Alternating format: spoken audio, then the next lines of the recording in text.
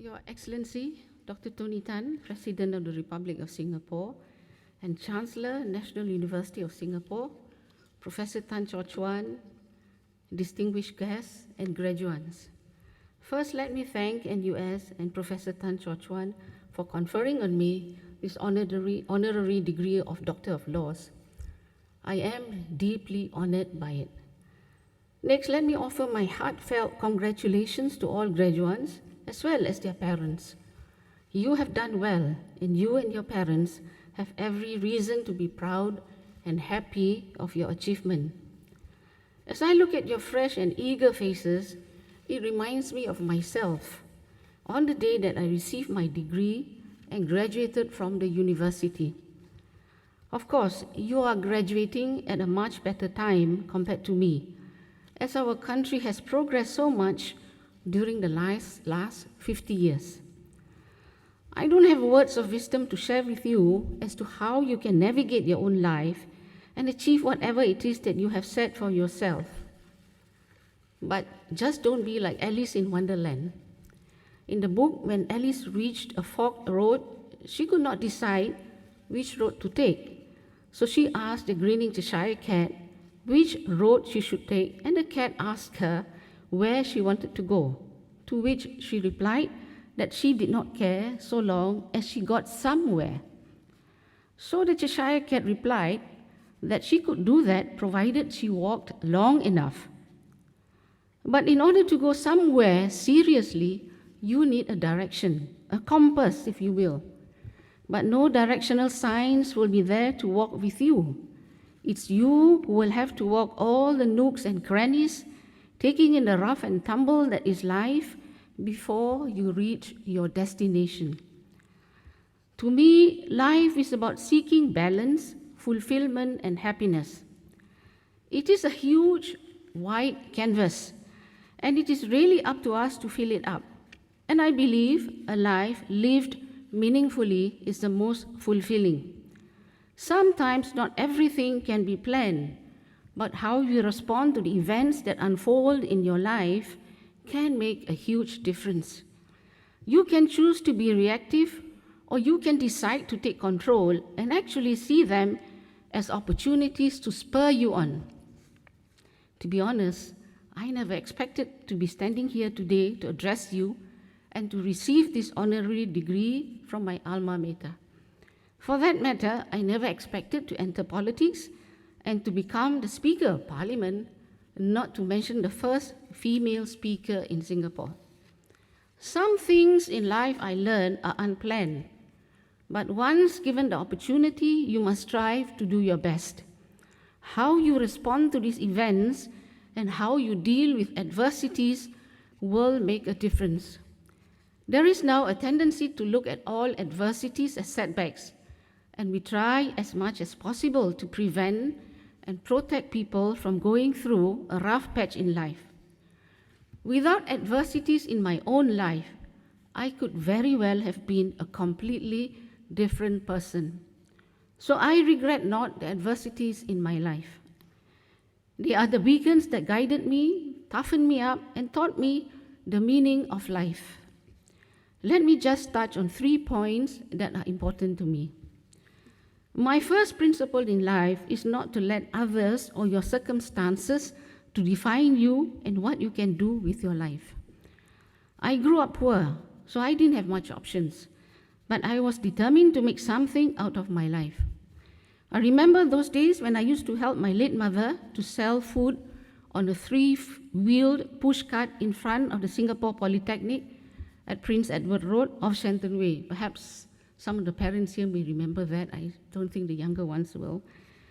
Growing up with no money and little time to study, no role models to emulate, and no one to guide and advise was really tough. But I saw the Polytechnic students daily, and that motivated me into thinking more deeply about the relevance of education. Getting an education was a huge goal for a poor and deprived kid. But I had to hang on to something, a hope, other than the daily drudgery of a difficult and exhausting life then. And I'm grateful to have been given the opportunity to fulfill my hopes. I am mighty glad too that I did not act on the advice of a teacher in my secondary school. I remember after I took my O-level examinations, I was asked to see her as part of the school's career guidance and counseling effort. The well-meaning teacher gave me some very serious advice that as a girl, I should take up a stenography course and learn typing and shorthand well. I was thinking to myself at that time, why should girls only be typists, stenographers, and secretaries?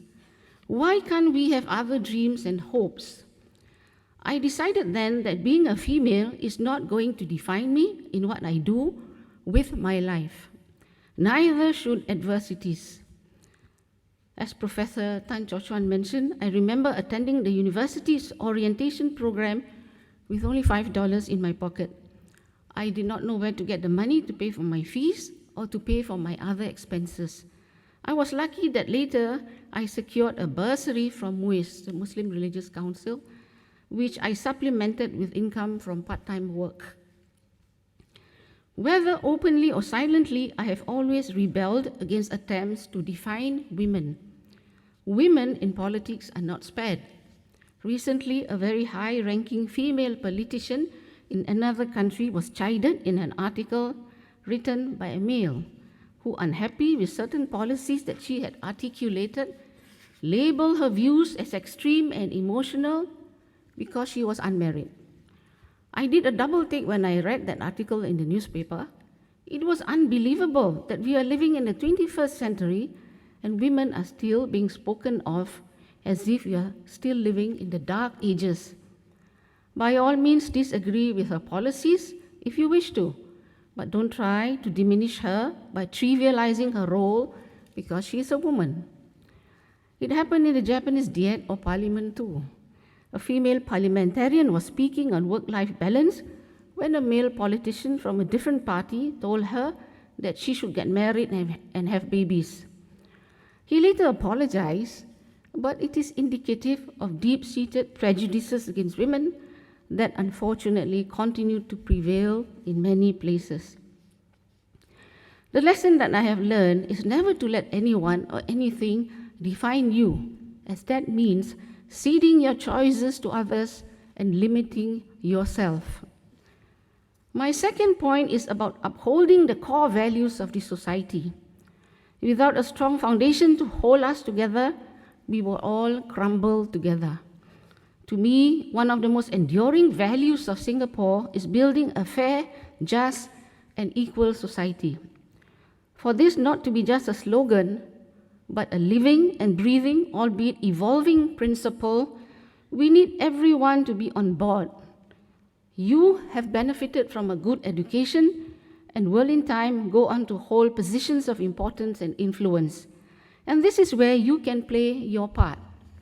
Always remember to be fair and just in your dealings with people. Be guided by the common good, putting others before yourself. See beyond a person's exterior to focus on her or his real worth and capabilities. I spent 33 years of my life in the labor movement, where I met and worked with workers from all walks of life, from the night stall workers, now defunct, to professionals and managers. Regardless of their status, all of them had something to contribute and deserve to be treated fairly and equally. All of them had dreams of a better life for their children, and that was the beauty of our society, where the son of a night stall worker could become a government scholar, where a daughter from a poor family could become the Speaker of Parliament.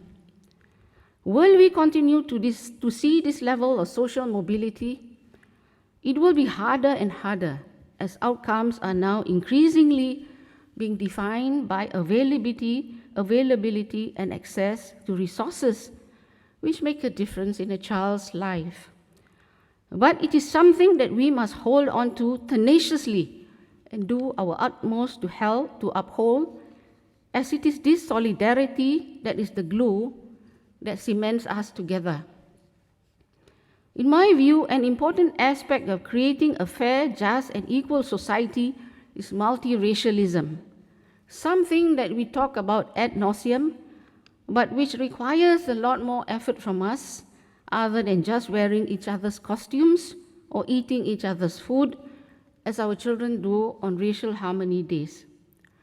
Being diverse and inclusive requires us to truly understand, support, and respect those with different cultures, languages, and religions from us. At times, it also requires us to stand up for them if the need arises. I grew up in Sleepy House, where I remember there were only a handful of Malay families living in a whole block of 15 stories. The most telling moment was when the racial riots of the 1960s erupted and the clashes between Malays and Chinese caused death and injuries amidst the madness of racial hatred that prevailed then. Although my family lived in an overwhelmingly Chinese community, we never felt threatened or intimidated. We felt perfectly safe and comfortable during those very tense moments. A relationship of trust and respect had been built after many years of visiting each other, exchanging festive goodies, and having conversations with each other along the common corridor. I am not sure whether such experiences can be replicated, but in today's climate of rising Islamophobia all over the world, the Muslims in our midst would really need their non-Muslim friends to stand up and speak up for them if ever there is a need. That, in my view, will be the litmus test of how far we have succeeded in our efforts to build a harmonious, multiracial society. As people with the education and holding positions of influence, you can make a difference in upholding multiracialism in the workplace and in our society. As a Muslim, I am not proud at all of all the evil and murderous and senseless things that people do in the name of Islam, but neither their ideology nor their acts represent us. Finally, I find it always good to take time to think and reflect on the meaning of life. My favorite book is Viktor E. Frankl's titled Man's Search for Meaning. Let me just quote something from Viktor E. Frankl, and I quote here. He says, "Don't aim at success. The more you aim at it and make it a target, the more you are going to miss it. For success, like happiness, cannot be pursued. It must ensue, and it only does so as the unintended side effect of one's personal dedication to a cause greater than oneself, or as the byproduct of one's surrender to a person other than oneself. Happiness must happen, and the same holds for success. You have to let it happen by not caring about it. I want you to listen to what your conscience commands you to do and go on to carry it out to the best of your knowledge. Then you will live to see that in the long run I say, success will follow you precisely because you had forgotten to think about it," unquote. So focus on your careers. Make a mark in your chosen fields, but always remember to give back to society. Look for a cause, a passion, and champion it. Also remember that we are where we are today because we have the support of so many people along the way. A government that provides us with the opportunities for us to excel. Parents or family members who sacrifice to give us an education. Someone along the way that gave us a leg up. Someone that we may not even be aware of. Let's have the humility to accept that not everything that happened to us was because of how smart or how good we are, but because we had a lot of help. I am standing here today because of the help of so many people. My family. When I entered the university, my brother, who did not earn much, gave me $50 every month for 4 years. Although I'm sure that there were times that he needed the money so badly for himself. My mother, who passed away last year on polling day, who was a great help and inspiration to me. My husband, who stood painstakingly by my side in my career and political work. The teachers in my school, who would pay for my school fees from their own pockets first, because they had to close the account by the end of the month, as collections were by cash then, and I always paid my fees very late. My grassroots leaders and volunteers in my constituency who worked and continue to work with me to give others a better life. On this note, I wish you all the best in your future, and may you achieve happiness and success. Thank you. Congratulations.